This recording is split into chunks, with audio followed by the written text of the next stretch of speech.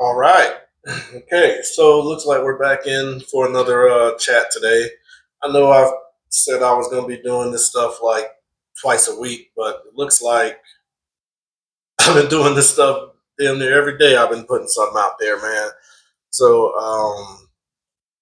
and again, I'm just trying to be useful and put out good knowledge out there while at the same time not trying to get in trouble or have this thing come back and bite me in the tail, you know, any amount of time later. But I do feel as though there's people out there that will actually need this information or need to hear this information because social media and depending on where you are, your environment is just going to be full of useless advice and useless talking points and stuff that's ultimately not going to help you. Um, so yeah, I'm just gonna share what I know, and hopefully that helps you, or maybe y'all don't listen. Maybe y'all just want to go to somewhere that's more flashy or something. I don't know. But I just want to put it out there just so I can know in my head that the information is out there and that, you know, if you want to find it, you will find it. So I'm going to hop on into it before I go get my hair cut. I'm looking a little rough. It's haircut day. It's $2 Tuesday at Church's Chicken too, so I'm gonna go ahead and get my two piece special and get me a nice fresh cut while I'm at it.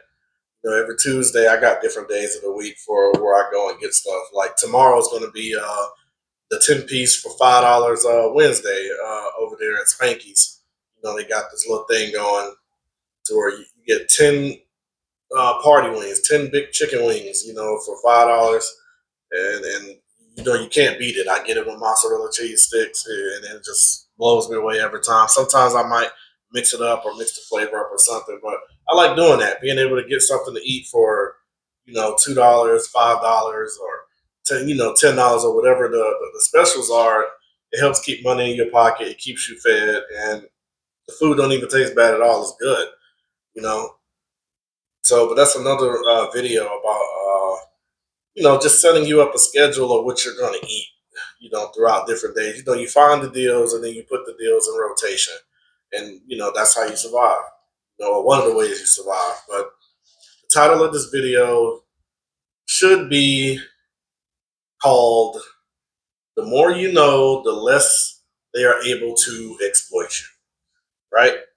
And this kind of goes back into the age old saying to where people talk about, oh man, knowledge is power. Knowledge is power. Oh man, the key to freedom is knowledge and all that. Everybody's heard it, but nobody really understand what it means. No one really pondered it because it's like you don't know what you don't know, and you don't know just how important information is until you have it.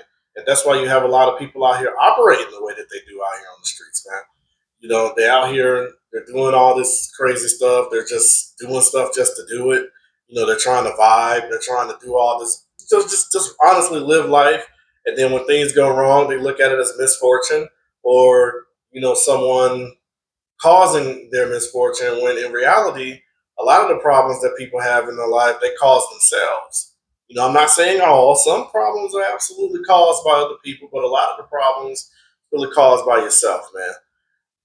So I'm just gonna get to the main point, because I don't want to make this video too long. I got stuff to do.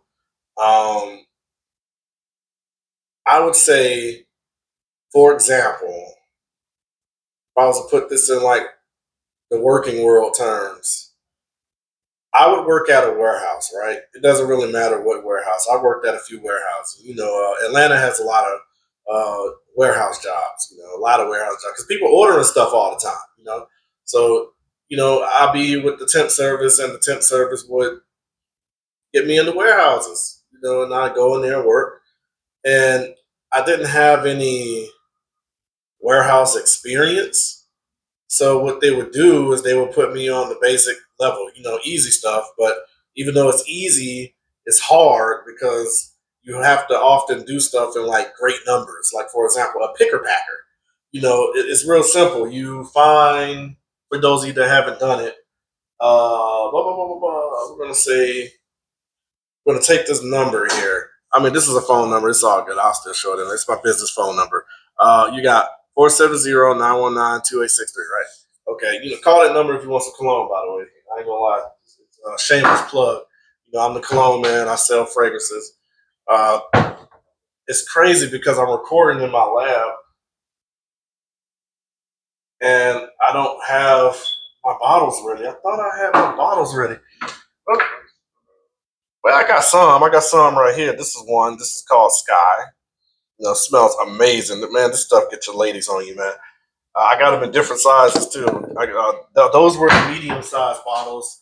I got the $10 vials right here. If you just want to sample it, you know, see what I'm saying? Just want to sample it. And then, of course, I got the big bottles. The big bottles, larger than this. I'm going to get my. Oh, I just got this thing up here right here this whole time. Open this damn box up, man. Come on. Oh, they put some good tape. Talking about warehouses. Whoever packed this box up, this warehouse did a lot of. Golly, that super tape.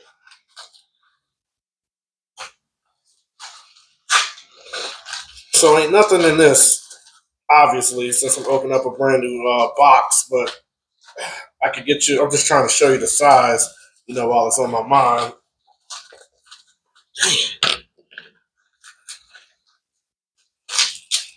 Well, I know this product's safe.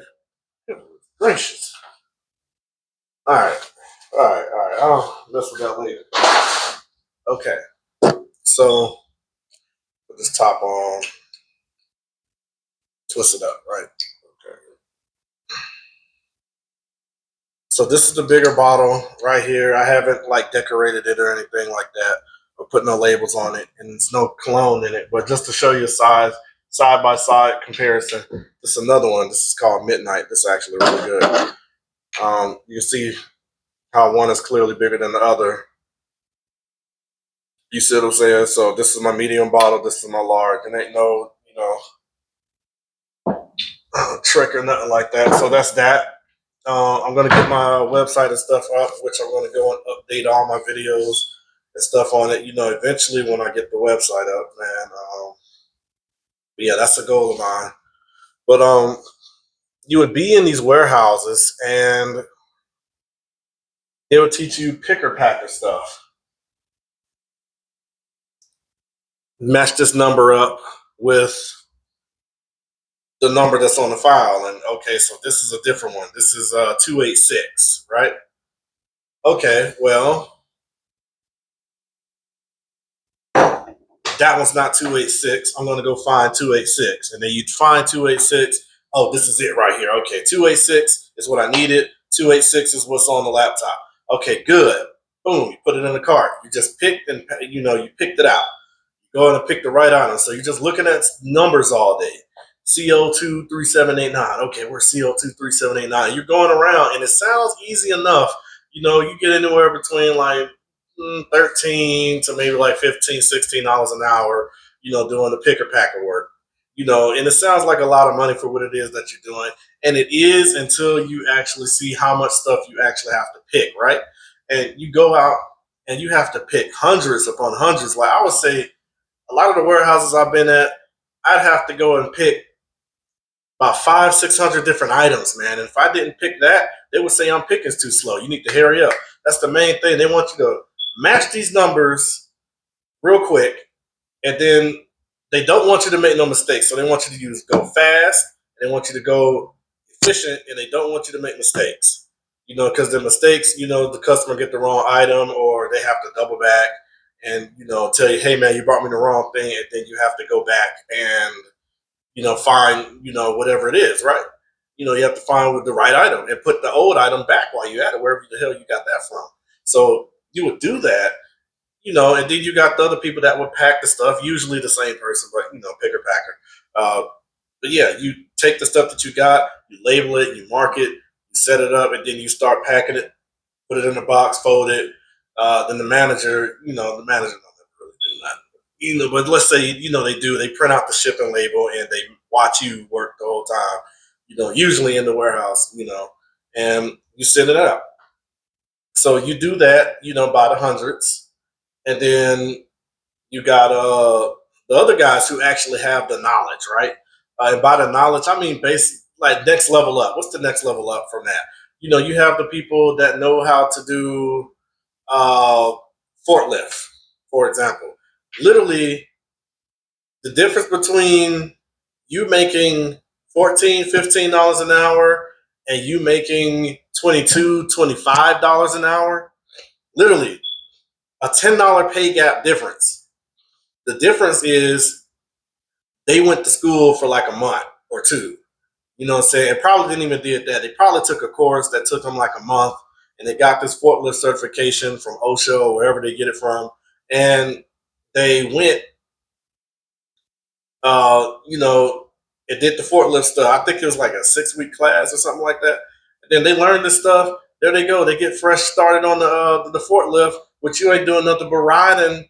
Y'all know what a forklift is. You ain't doing nothing but riding the whole shift. Every single forklift driver that I've ever seen always had a smile on their face, while the people on the floor were tired, sweating. They sometimes had good attitudes too, but be in a bad mood, man. We're busting cheeks, no homo. We're busting our butts, trying to, work and get this stuff done and meet these deadlines. But these guys are just do do do do do playing music on the forklift, enjoying life.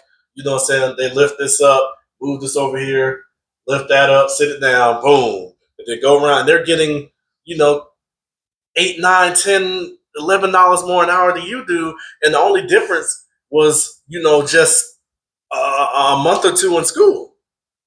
So and it's because of what they know. They can take that anywhere, in any warehouse industry, and they'll be dominant because the warehouse people need forklift people.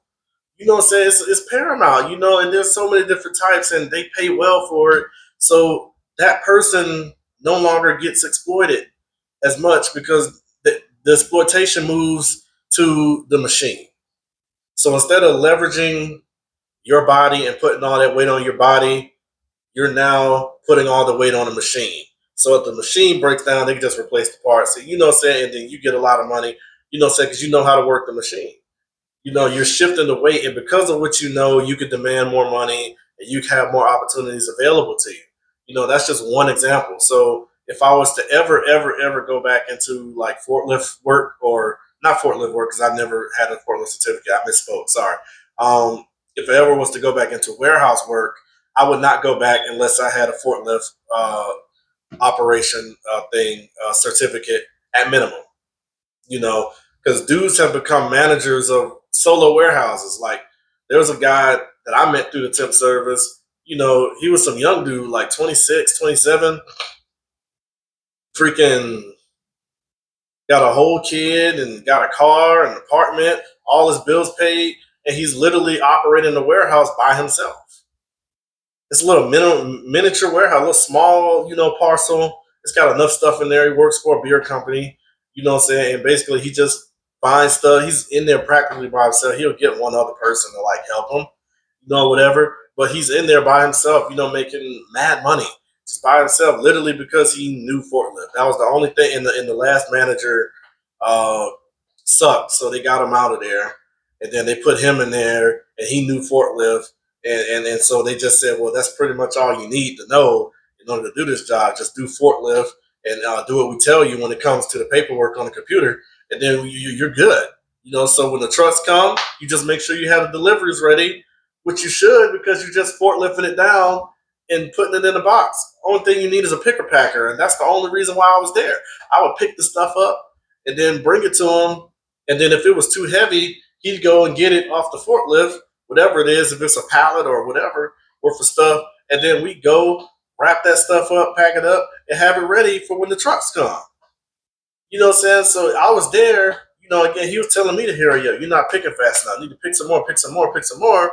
And he'll just sit there and he'll eat Popeyes and McDonald's and whatever the world he wanted the whole time, watching the game and betting on the game the whole time while I'm over there doing that. And then when I'm doing my other work, hell, he would go in the freaking manager's office and just started playing Madden literally the whole time because he knew forklift and he had an opportunity given to him and he took it and he's now doing that. He's got way more free time. He's got way more money than I was getting. You know what I'm saying through that thing.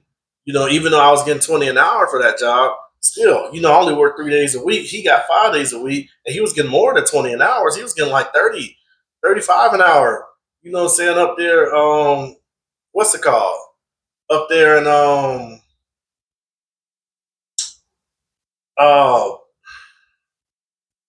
in Georgia money.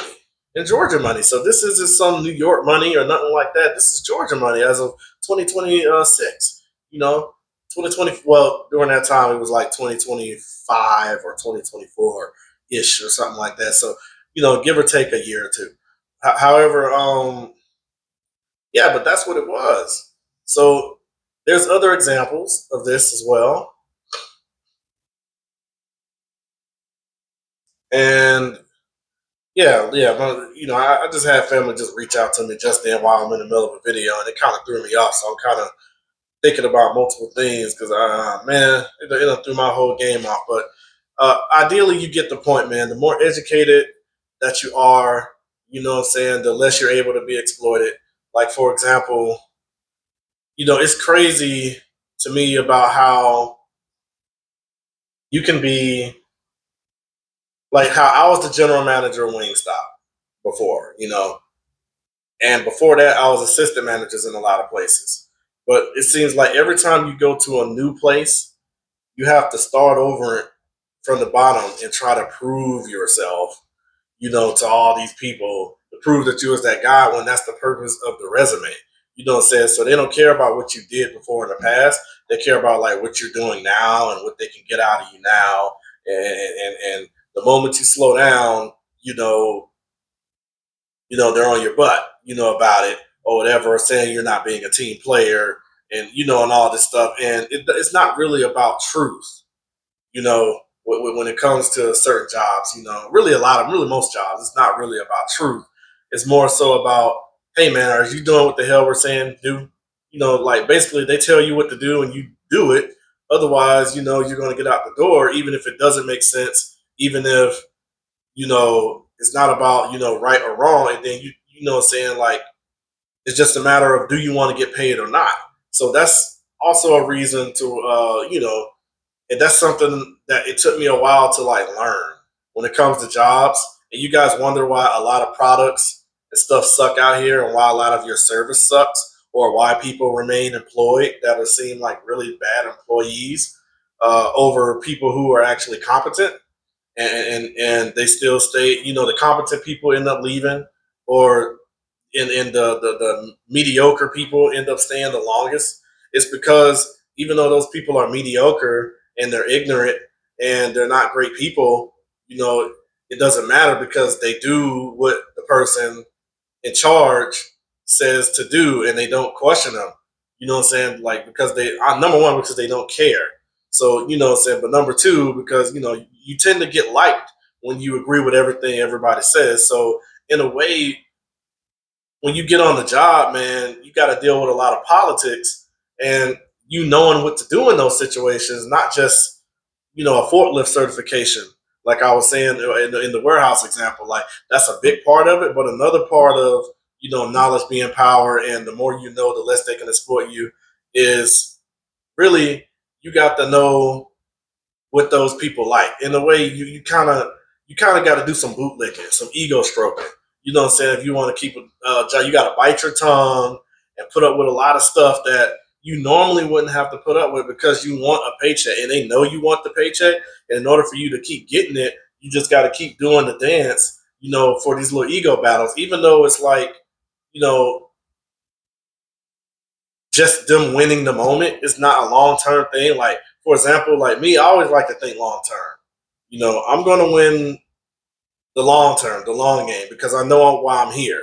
I'm coming in through the door. You guys been here 5, 6 years, and you're still in the same position. Maybe you got promoted once, what I'm saying, or twice or whatever. But your mentality is get your check, go spend it all on again vibes, drugs, women and a bunch of garbage stuff. You're not building any legacy. You're not talking about anything real or important. You're just going around trying to sound good, and you're spending all your money just trying to be socially acceptable. And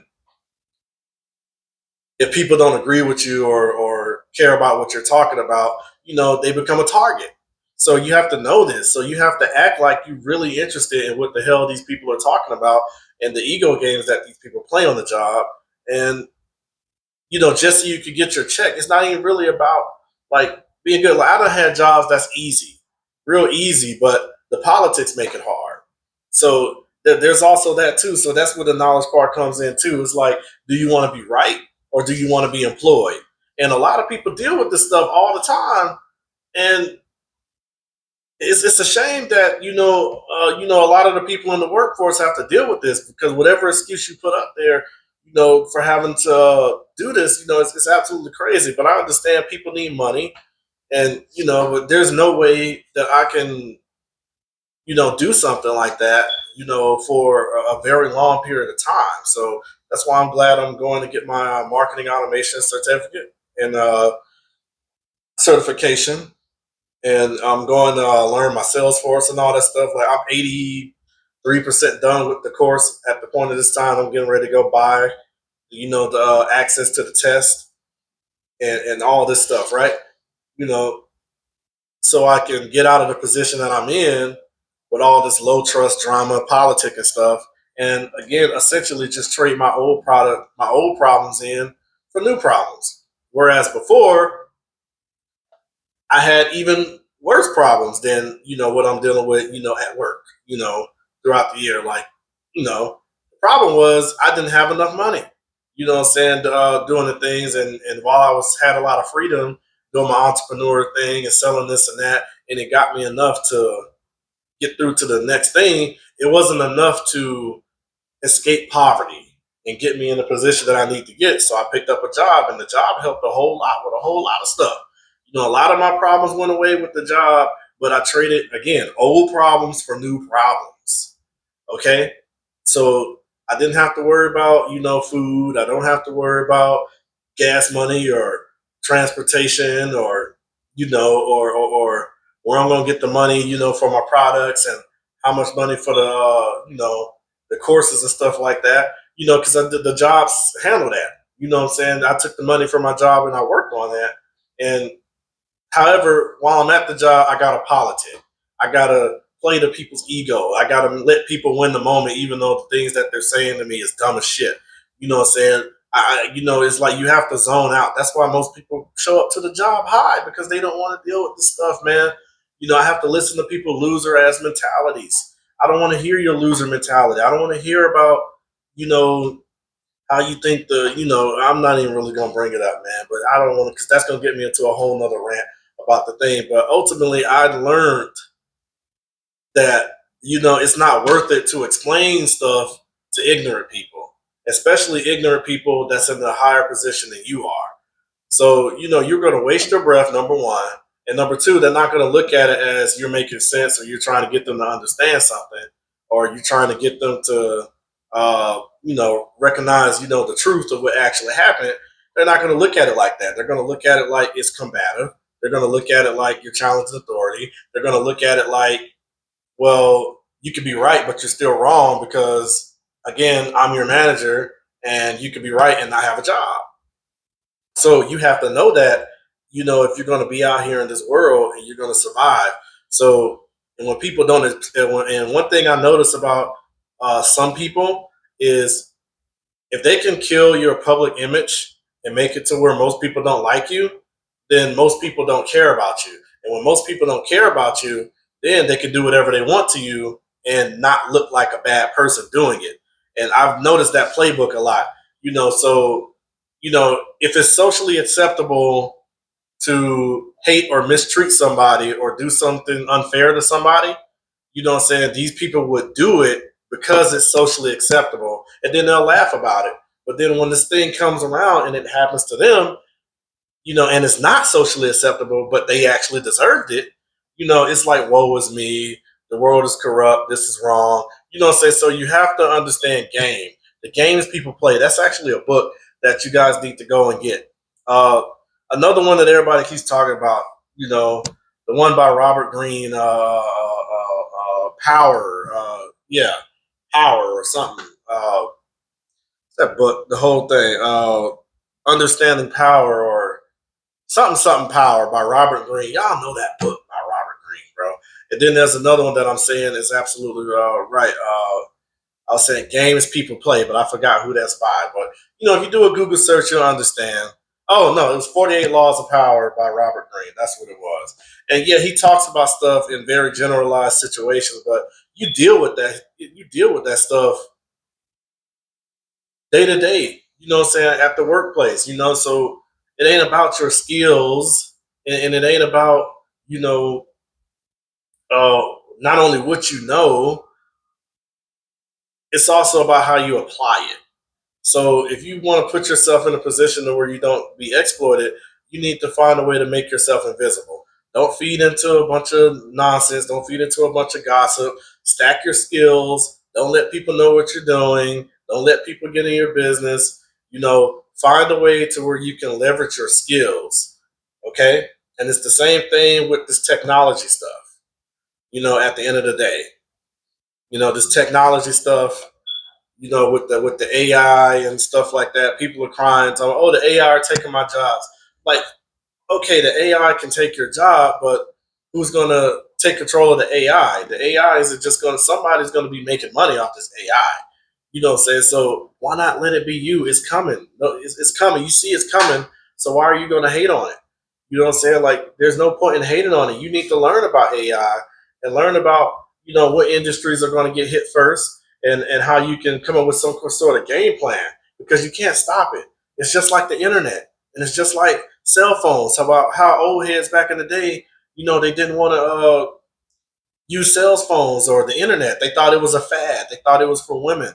But now it's everywhere. You need a cell phone. You need the internet to get information and stuff done. Nowadays, it's a undisputable part of the world. And if you don't know how to function on the internet, and if you don't know how to function, a cellular device or anything like that, you're going to struggle in today's time. You know, and that's what a lot of people are doing, because there's people out there that don't understand internet and don't care to know about phones and don't care about it, and they're just going to immediately just go to the wayside because it doesn't matter. There's also some other stuff too that I like to talk about, but again, I got to get ready to get out of here, man. I'm going on 30 minutes. I done did my due diligence for the day. I think you guys get the point. So you need to stack skills, stay out of trouble. You know, don't go out here doing stuff that's going to get you set up. Don't get yourself, and don't make yourself vulnerable. Like, the more you know, the better you're going to be. When it comes to handling different situations. So once I get my marketing automation stuff and my Salesforce stuff, guess what? I'm going to be in charge of AI because it's automated. I'm going to be profiling people for a living to get ready to see who's ready for what product, see who I can send over to sales so they can go sell to them and make the money. And then I'm making $70,000, $80,000 a year, doubling my money that I'm getting now, you know, just because I took freaking $40 and went and took a Salesforce course, took a few months out to learn it. Well, not Salesforce, but Marketo's course. Took a few months to learn it, and then another $200 to take the test and pass the dang on test. So my income and my job opportunities, as well as my social circle, just completely changed for what? 3 months and $250? That's a bargain. Why would you not do that? Why would you want to sit up there on the block and just play the game, sleep at 3, 4 in the morning, chase women that ain't interested? You know what I'm saying? And even if they are interested, that don't mean that it's good for you. You know what I'm saying? To be dealing with these people, especially when you're at work. You want to be stressed at work, listening to idiots tell you what to do all day when you could be working a better job where you probably have to listen to idiots too. I mean, I've never been in the Salesforce position. I don't know what corporate America issues are, You know what I'm saying? I just know about the poor stuff in the restaurant industry and fast food and temp service problems. You know, which I'll tell y'all about, but I don't know about, the other stuff. I mean, I don't know. Maybe I have to listen to idiots up there too. I don't know. Maybe some of the stuff that I'm saying on this video or other videos is gonna be what gets me in trouble or whatever. Even though I don't think I'm saying anything wrong and I don't think I'm saying anything too far fetched or crazy. At least I hope not. And if I did, I apologize for it. But I just don't know what's socially acceptable in society anymore because the rules are always changing. But yeah, there's that. So I've gone over 30 minutes talking about this stuff. Nobody can watch this, or a whole lot of people can watch this. I don't care. I mean, a lot of people say the information ain't out there, so here it is. The information's out here. All right, guys, I'm out.